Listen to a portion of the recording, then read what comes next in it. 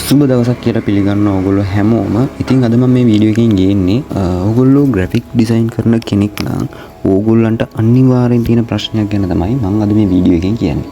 දැන් හිතන්න ඕගොල්ලෝ මොකක් හරි ෆොටෝ එකක් ඕගොල්ලන්ගේ ඩිසයින් එකට මෙන්න මේ වගේ ක්‍රොප් කරලා ගත්තාම මෙන්න මේ වගේ සුදු පාට ලයින් එකක් ෆොටෝ එක වටේට හිටිනවා.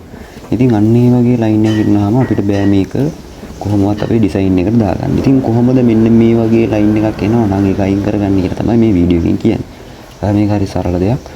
බලමු කොහොමද මේක කරන්න කියලා.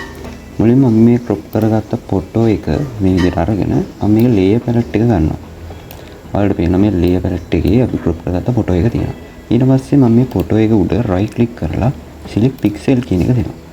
ඊට පස්සේ ෆොටෝ එක වටේට පික්සල් එකක් හැදෙනවා. ඊට පස්සේ ඔයගලන්ට යට පේනවා මෙන්න මෙතන add layer mask icon එක තියෙනවා. මම ඒක ක්ලික් කරනවා. ඒක ක්ලික් කරාට පස්සේ add layer mask එකක් මෙන්න මේ ෆොටෝ එකට දාලා වැටෙනවා.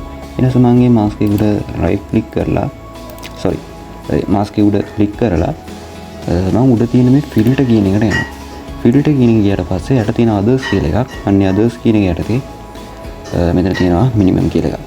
අන්නේ minimum කියන එකට ගියාට පස්සේ මෙතන අපි සාමාන්‍යයෙන් 3ක් වගේ දීලා බලමු. එතන 3ක් වගේ දෙනවා. ඔයගලන්ට පේනවා ඔටෝම මෙන්න මේ වටේ තියෙන සුදු පාට ලයින් එක නැති වෙලා යනවා. ඊට පස්සේ මම මේක ඕකේ දෙනවා. හරි. දැන් ඔයගලන්ට පේනවා මේ ෆොටෝ එකේ තිබ්බ සුදු පාට ලයින් එක සම්පූර්ණයෙන් ඉවත් වෙලා ගියා. ඉතින් මෙහෙම තමයි ෆොටෝ එක තියෙන ඒ සුදු පාට ලයින් එක අයින් කරගන්නේ. ඉතින් වීඩියෝ හොඳයි නම් ලයික් කරන්න.